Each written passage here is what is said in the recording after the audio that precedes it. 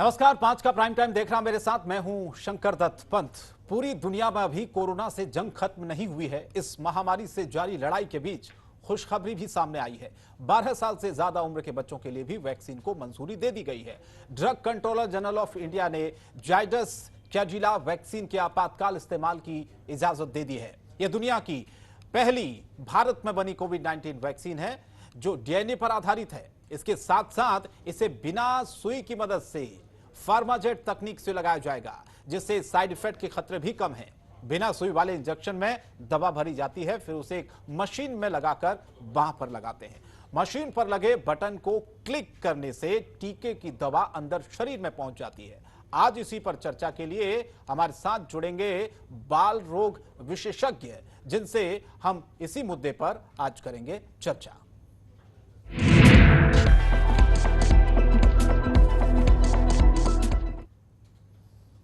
तो चलिए हम चर्चा करते हैं इस पर। डॉक्टर आशीष सिंह जी, बाल रोग विशेषज्ञ, हमारे साथ जुड़ चुके हैं। आशीष जी, बहुत बहुत स्वागत है आपका। किस तरह से आप देख रहे हैं भारत में कोरोना महामारी के खिलाफ जो जंग है, उसमें एक और हथियार हमको मिल गया है, जाइडस कैडिला की 3 डोज वाली वैक्सीन, जिसको आपातकाल की मंजूरी मिल चुकी है। क्या कहना चाहेंगे इस पर? ये शंकर जी, ये देखा जाए तो हमारे भारत देश में जो इमरजेंसी अप्रूवल के लिए ये छठी वैक्सीन है जिसको अप्रूवल मिला है जी। तो अभी तक जितनी भी इसके पहले जितनी भी 5 वैक्सीन जो इमरजेंसी अप्रूवल के लिए सरकार ने दिया था, भारत सरकार ने, वो सभी जो है 18 साल के ऊपर का अप्रूवल था सभी के पास जी। ये आपकी जाइडस जो है, जो कि भारत देश में निर्मित वैक्सीन है, और जैसा आपने बताया कि वो डीएनए बेस्ड वैक्सीन है और भारत में विकसित की गई है पूर्णतया। और इसको जो है, जो इमरजेंसी अप्रूवल मिला है वो 12 साल के ऊपर, तो एक कम से कम जो हमारे पास 12 से 18 साल के बीच का जो सेगमेंट हमारे पास बच्चों का जो छूटा रह जा रहा जी। था, और बार बार जो कि कोविड के थर्ड वेव को लेके, जिसमें हम लोग हमेशा ये मान के चलते हैं कि जो लोग इम्यूनाइज नहीं रहेंगे उनमें ये संक्रमण फैल सकता है, तो ऐसे कम से कम 12 साल से लेकर 18 साल के बच्चों के लिए एक कम से कम अब हमारे पास एक सुरक्षा के लिए, उनकी सुरक्षा के लिए कम से कम अब हमारे पास एक टीका भी उपलब्ध है। साथ ही साथ पहली चीज तो मैं ये बताना चाहूँगा कि ये जो है, ये वैक्सीन जो है 3 डोज शेड्यूल में है, और 28 पहला डोज जो है जिस दिन लगेगा उसके 28 दिन बाद सेकेंड डोज, और उसके 56 दिन बाद जो है तीसरी डोज जो है। और इसका जो देखा गया है, जो प्राइमरी सीरीज में जो इसकी एफिकेसी दिखाई गई है, वो ये दिखाई गई है कि 66% जो है वो इफेक्टिव है। तो 66% मतलब आपको अगर इन्फेक्शन होता भी है तो माइल्ड टू मॉडरेट, और सीवियर इन्फेक्शन के मामले में 100% प्रोटेक्टिव है, कि दैट मीन्स किसी को सीवियर इन्फेक्शन नहीं हुआ है।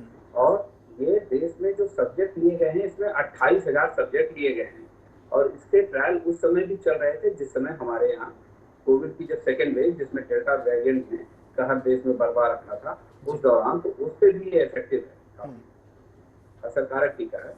तो इसलिए ये बड़ा अच्छा एक मतलब जो है भारत सरकार की तरफ से पहल की गई है, और जिसका मतलब इमरजेंसी अप्रूवल इसको दिया गया है, तो कम से कम 12 साल से लेकर 18 साल तक। साथ में हम आपको और भी बताना चाहेंगे कि इस समय अन्य कुछ कंपनीज भी हैं जिनके ट्रायल जो है 2 साल से ऊपर के बच्चों पे ट्रायल चल रहे हैं, और उनके ट्रायल भी लगभग अब कंप्लीट होने को हैं। और वो ट्रायल कंप्लीट होके, जैसे भारत बायोटेक का भी जो कोवैक्सीन का जो ट्रायल है, उसकी फर्स्ट डोज जो है, जैसे मैं इसलिए उस वैक्सीन के ट्रायल में, चूंकि मैं हमारे दोनों बच्चे जो है उस वैक्सीन के ट्रायल में पार्टिसिपेंट भी रहे हैं, तो जिसमें 2 ईयर्स से 6 ईयर्स, 6 ईयर्स से 12 ईयर्स, एंड 12 ईयर्स से 18 ईयर्स के सेगमेंट को, और उसकी जो सेकेंड डोज जो बच्चों को लगी थी वो जुलाई के लास्ट वीक में लग गई थी। तो अब उनके भी रिजल्ट होपफुली जो है उनके भी जल्दी ही आ जाएंगे, और एक उम्मीद करते हैं कि मतलब उसके भी जो है वैक्सीनेशन के लिए जो रिजल्ट आने के बाद जो है वो भी हो सकता है सितंबर के एंड में या अक्टूबर के फर्स्ट वीक में वो भी जो है आ सकती है। डॉक्टर साहब, अभी जो वैक्सीन लग रही है भारत में, उस वैक्सीन से ये कितनी अलग है और कितनी खास है?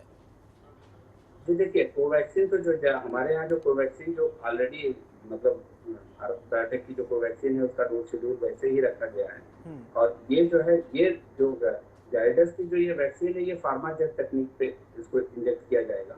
तो एक तो ये जो लोकल इंजेक्शन साइट पे जो रिएक्शन होते हैं वो नहीं होंगे, फीवर और ये सब हो सकते हैं, लेकिन मतलब जो लोकल साइट पे जो पेन, रेडनेस है, ये सब प्रॉब्लम्स इस टेक्निक से नहीं होगी। जी तो ये है। और कोवैक्सीन जो है वो एक किल्ड वैक्सीन है। जी कोवैक्सीन में जैसे ही एडल्ट्स को जैसे लगाया जा रहा था कि 4 से 6 हफ्ते के अंतराल पे दो डोज, वैसे ही जो बच्चों में भी जो ट्रायल के लिए इंक्लूड किया गया है उसमें भी ऐसे ही 2 डोज शेड्यूल ही है, और उसको भी जो है 4 वीक के इंटरवल पे ही इंजेक्ट किया गया है। जी। तो अभी इस अभी तरह अभी से डॉक्टर साहब जो हम अभी ले रहे हैं कोवैक्सीन और कोविशील्ड, उसमें नुकीली सुई का इस्तेमाल किया जाता है। इसमें बताया जा रहा है कि इसका इस्तेमाल नहीं किया जाएगा नुकीली सुई का, बल्कि इसके फार्माजेट तकनीक का इसमें इस्तेमाल जी किया जी जाना है। तो क्या है जी ये जी। फार्माजेट तकनीक, किस तरह से इसे लगाया जा सकता है? फार्माजेट तकनीक पे उसमें एक डिवाइस में करके उसको वहां पे बांध देने के बाद जो है स्लोली स्लोली वो इंजेक्ट कर देगा। जी। उसमें आपको पेन का पता नहीं चलेगा। हम्म।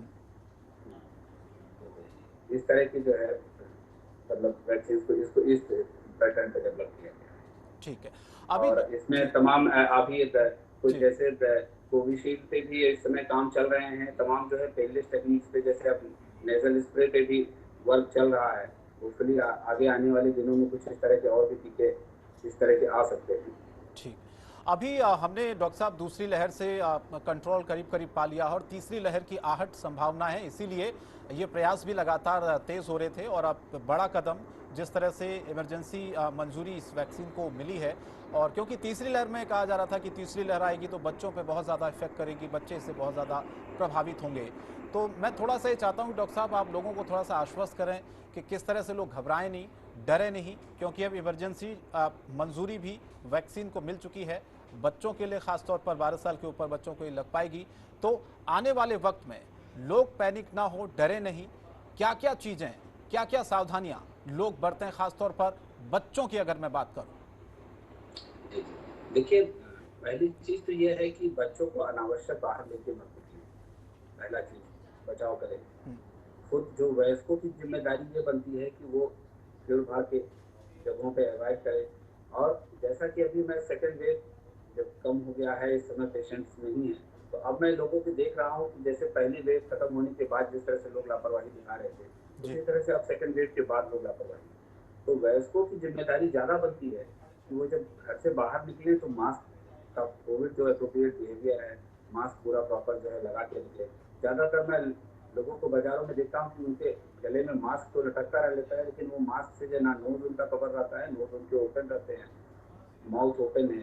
तो जी इस तरह से नहीं, मतलब प्रॉपर जो है मास्क जो है नाक नेज़ल ब्रिज से लेते हुए, नोज़ पूरा प्रॉपर्ली कवर करते हुए और मुँह को कवर करते हुए, इस तरह से यूज़ करें। और सोशल डिस्टेंसिंग का पालन करें, हैंड सैनिटाइज़र का यूज़ करें। ये और वो सवाल जो डॉक्टर साहब है इसलिए था ना, जब वैक्सीन नहीं आई थी उससे पहले डर था, लोग सोशल डिस्टेंसिंग का पालन करते थे, मास्क लगाते थे। कोवैक्सीन कोविशील्ड आई, उसके बाद लोगों को लगा कि भाई वैक्सीन आ गई, अब हमें डरने की ज़रूरत नहीं है, मास्क लगाने की ज़रूरत नहीं है। कुछ लोगों को ये भी था कि भैया टीका लगवा लिया, अब कोरोना हमारा कुछ नहीं बिगाड़ सकता है। देखिए, ये जब भी सरकार में भी जो भी टीकाकरण भी लगा है, तब से बार-बार सरकार की तरफ से भी ये बार-बार बोला जा रहा है, आप लोगों के द्वारा भी बार-बार बोला जा रहा है कि वैक्सीन लगवाने का ये मतलब नहीं है कि हम कोविड एप्रोप्रिएट बिहेवियर भूल जाएँ। लेकिन जब तक हमारे यहाँ हर्ड इम्यूनिटी नहीं जनरेट हो जाती है, और तमाम जैसे जब डेल्टा वेरिएंट आया तो तमाम इस तरह की प्रॉब्लम्स आई कि जो लोगों को इम्यूनाइज़ थे वो भी हुए इन्फेक्टेड। अच्छा, जी कई बार क्या होता है कि जो व्यक्ति इम्यूनाइज़्ड है उसको संक्रमण हुआ तो उसको तो इन्फेक्शन माइल्ड टू मॉडरेट रहे, लेकिन घर में जो अन्य जो बच्चे हैं, जिनको मान लीजिए बच्चे हैं या बुजुर्ग हैं, जिनको जो किसी कारणवश नहीं इम्यूनाइज़ हुए थे, जी उनमें जो है इसका जो है खतरा जो है, फिर उनको सीवियर डिजीज़ का फेस करना पड़ा। तो इसलिए मतलब बच्चों में जब भी संक्रमण आ रहा है तो हमेशा घर में बड़े ही लेके आ रहे हैं। जी तो इसलिए बड़ों का जो है ये बहुत जिम्मेदारी बन जाती है कि वो जब भी बाहर निकले तो कोरोना प्रोटोकॉल का जो है पालन करें।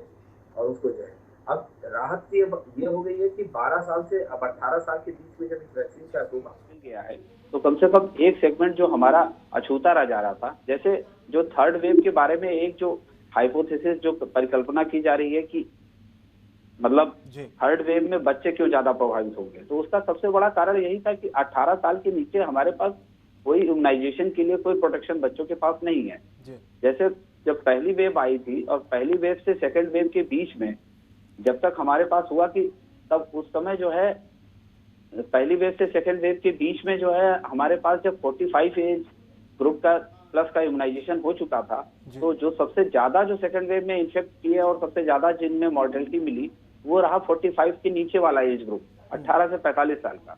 तो उसका कारण भी यही कोरिलेट करके निकाला जा रहा है कि जो है वो ड्यू टू इम्यूनाइजेशन, क्योंकि उनका वैक्सीनेशन नहीं हुआ था, इसलिए 18 से 45 साल में जो है दिक्कतें लोगों को ज्यादा आई।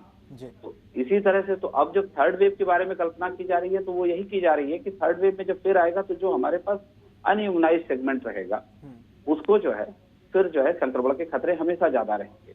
जी। दूसरी चीज है कि मैं एक आपके चैनल के माध्यम से एक अपील भी लोगों से करना चाहूंगा। आज भी तमाम लोग हमारे ओपीडी क्लिनिक्स में आते हैं, एडल्ट के पेशेंट, वो अपने बच्चों को तो अपने इम्यूनाइजेशन के लिए, जो रूटीन इम्यूनाइजेशन के लिए बच्चों के लिए आते हैं, जब उनसे पूछा जाता है कि आपने अपनी वैक्सीन लगवाई कि नहीं, तो तमाम लोगों के आंसर जो है इस तरह से आते हैं कि अब अभी और देख लें। तो मैं आपके चैनल के माध्यम से ये लोगों से अनुरोध करना चाहता हूँ कि अब और कितना क्या देखेंगे, ट्रायल पूरे हो चुके हैं, इतने ज्यादा लोगों को वैक्सीन लगाई गई है, वैक्सीन की सुरक्षा भी परख ली गई है कि अब सुरक्षित है सब जो है, लेकिन इसके बावजूद भी लोग अभी भी जो है वैक्सीन, कई बार जो है हॉस्पिटल्स में समस्या खड़ी होती है क्योंकि जो वायल है वो एक वायल में जो है 10 डोज रहती है। तो अगर कम कैंडिडेट्स पहुंचते हैं तो कई बार वहां पे भी अजीब सी परिस्थिति हो जाती है कि वायल जो है ओपन करने के लिए, क्योंकि डोज वेस्टेज भी बचाना है, क्योंकि वो तो एक हमारे पास एक रिसोर्स है, उस रिसोर्स को हमें वेस्ट नहीं करना है। हमें ज्यादा से ज्यादा लोगों को, भारत इतनी बड़ी जनसंख्या का देश जहाँ पर अब एक अनुमान 140 करोड़ की जनसंख्या हम अनुमान कर रहे हैं, तो इतने लोगों में इम्यूनाइजेशन के लिए हम एक भी डोज वेस्ट ना करें, तो हमें उस तरह से कार्य करना होगा। इसलिए और लोगों को आके जितनी ज्यादा से ज्यादा वैक्सीनेशन के लिए पार्टिसिपेट करेंगे। मैं ये नहीं कह रहा हूँ कि परसेप्शन नहीं बदला, लोगों का परसेप्शन बदला है, लेकिन अभी भी लोगों को और जागरूक होने की जरूरत है कि जब अपना टाइम स्लॉट बुक करा के और अपना जाके और उस पर जो है वैक्सीनेशन लगवाएं, और वैक्सीन लगवाने के बाद भी जो है अपने को कोविड एप्रोप्रिएट बिहेवियर रखें, मास्क, सोशल डिस्टेंसिंग और सैनिटाइजर, हैंड वॉश, इस तरह की पर्सनल हाइजीन ये सब अपना मेंटेन रखें। अब इस समय जैसे इस समय का जो मौसम चल रहा है, इस समय जो है वैसे भी वायरल फीवर बहुत आ रहे हैं, ज्यादातर उनके लक्षण अगर देखे जाएं तो इस समय फीवर का कोल्ड और डायरिया करके आते होंगे मरीज वायरल फीवर के, क्या उनमें डर रहता है कि भैया खांसी है, जुकाम है, कहीं कोरोना तो नहीं है? ऐसे लोगों को आप क्या सलाह देते हैं? ये देखिए, ऐसा है कि जब भी किसी हम लोग के पास जब भी कोई आ रहा है तो परिवार में एक से ज्यादा लोगों को आ रहा है, तो कई तो ऐसे परिवार आ रहे हैं जिनमें ऑलरेडी सेकेंड वेव में इन्फेक्ट हो चुके थे। अच्छा। और वो तो उनमें तो संभावनाएं अपने आप ही कम हो जाती है, क्योंकि अभी रिसेंटली वो पास्ट इन्फेक्शन की हिस्ट्री मिल जा रही है, तो उनमें नहीं। लेकिन जिसमें परिवार में अभी कोई भी कोविड का केस नहीं था या कुछ नहीं था, तो उनमें हम लोग जरूर जो है ये कहते हैं कि आप जाके कोविड की जांच करा लीजिए, और अन्य लोगों को भी नॉर्मल एडवाइस तो जरूर सर्दी जुकाम में भी कोविड की जांच कराना जरूरी है, या फिर दवा शुरुआती तौर पर लें, उसके बाद अगर ज्यादा परेशानी हो तो जांच कराएं?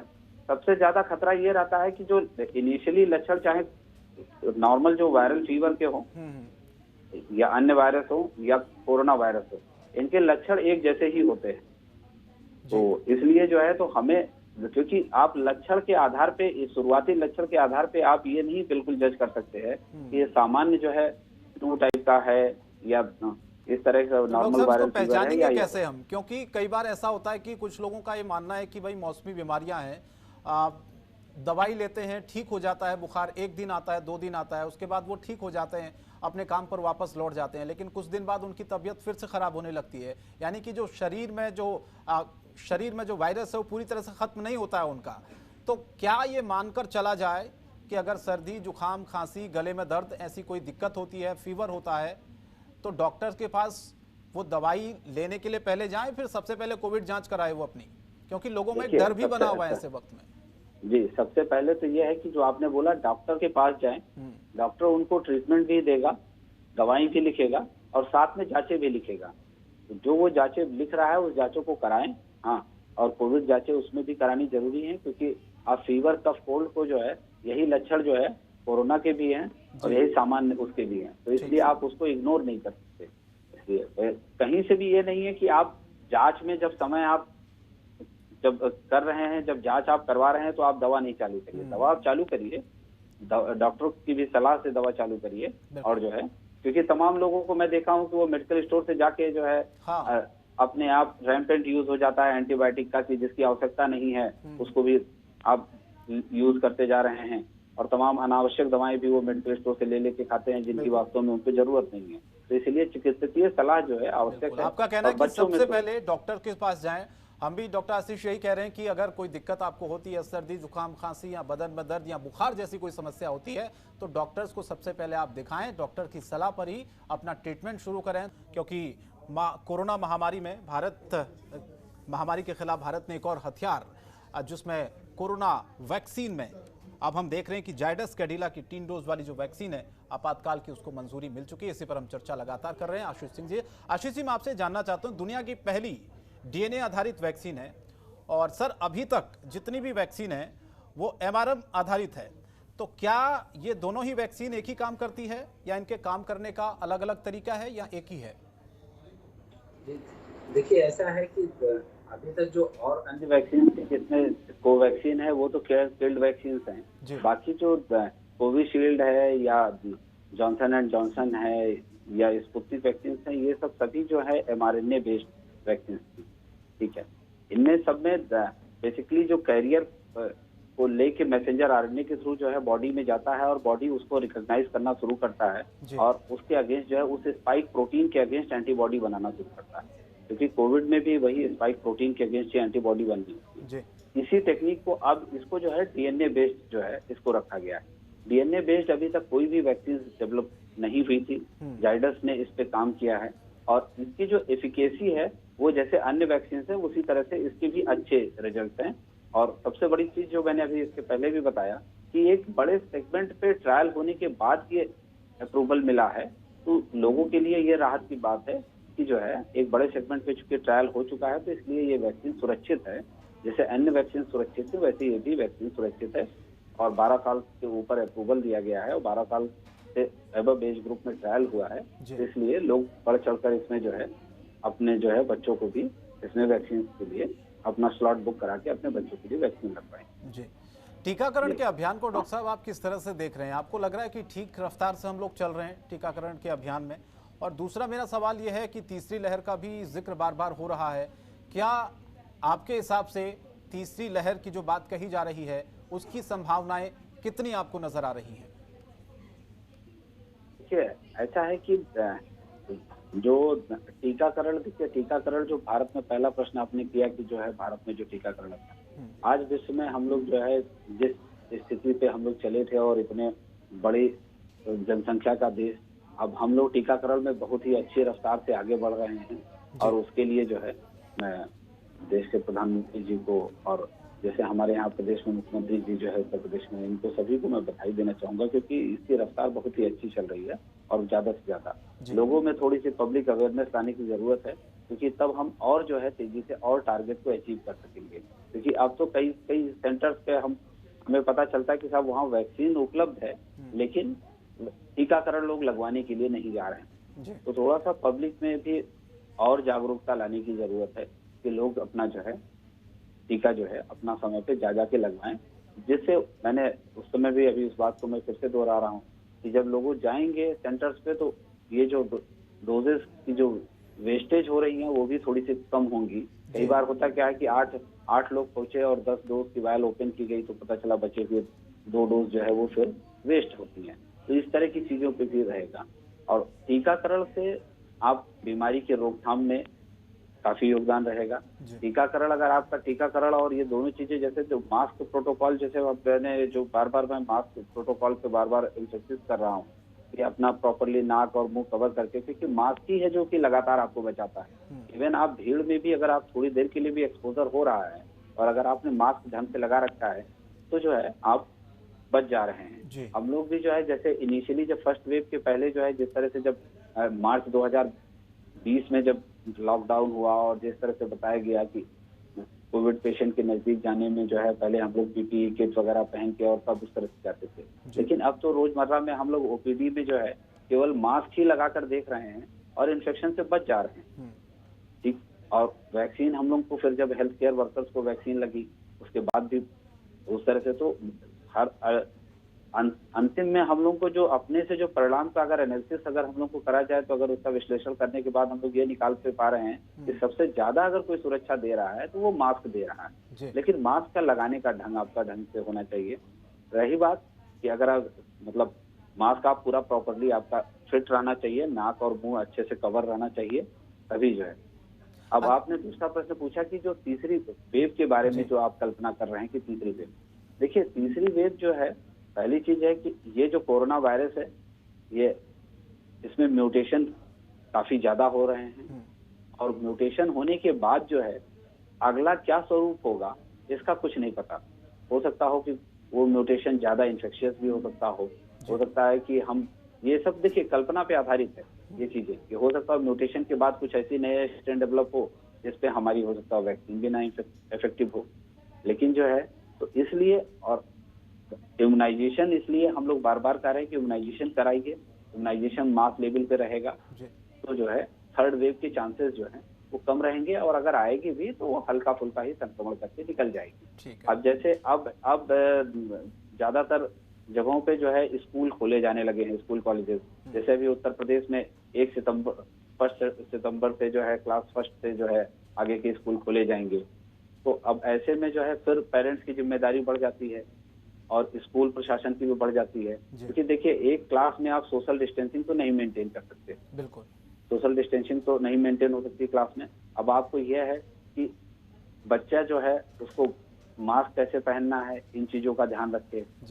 कोई प्रॉपर जो है जो थर्मल स्क्रीनिंग होती है स्कूल में वो प्रॉपर हो, क्योंकि कई बार हम देखते हैं कि जो है ज्यादातर स्कूलों पे जो है थर्मल स्क्रीनिंग के लिए जो है वहाँ कोई बहुत जिम्मेदार व्यक्ति नहीं बैठता है, बल्कि वो स्कूल पे जो गार्ड होता है वो बैठता है, और जो कि मतलब जो एक डिस्टेंस कही जाती है कि नॉन कॉन्टेक्ट फोरहेड थर्मामीटर को 5 से 15 सेंटीमीटर के डिस्टेंस पे रख के लीजिए, वो काफी दूरी से लेता है, जिसकी वजह से जो है अगर किसी को फीवर भी है तो वो नॉर्मल दिखा रहा है, तो थर्मल स्क्रीनिंग आपकी फिर यूजलेस हो जाती है। तो इसलिए एक तो प्रॉपर थर्मल स्क्रीनिंग हो, और हैंड हाइजीन मेंटेन करने का, हैंड वॉश एंड सैनिटाइजर का यूज। अब रही बात, ये तो स्कूल की पार्ट पे हो गई कि स्कूल में ये सब सावधानियां बरती जाए। अब जो पेरेंट्स की तरफ से जो जिम्मेदारी ये होती है कि अगर घर में कोई बच्चे की तबीयत खराब है, या उस घर में भी अगर कोई तबीयत, जैसे मैंने अभी चर्चा की आपसे जो है कि इसमें वायरल इलनेसेस जो भी वायरल के हैं वो लक्षण वो तो सेम वैसे ही हैं जैसे कोरोना के लक्षण होते हैं। अब अगर उस तरह के लक्षण हैं तो इसमें आइडेंटिफाई कर पाना कि अगर घर में किसी को है तो ऐसे समय में ये होता है कि संक्रमण चूंकि उस बच्चे में भी जा सकता है, बच्चे से अन्य स्कूल के बच्चों में भी जा सकता है, तो ऐसे जो है पेरेंट्स गार्जियन जो है अपने बच्चों को ना ही भेजें तो ज्यादा उचित होगा। चलिए, तो बहुत जी ठीक है, बहुत बहुत धन्यवाद डॉक्टर आशीष, आप हमारे साथ जुड़े, आपने वक्त दिया। इस चर्चा को आगे नहीं बढ़ा पाएंगे, वक्त की पाबंदी है।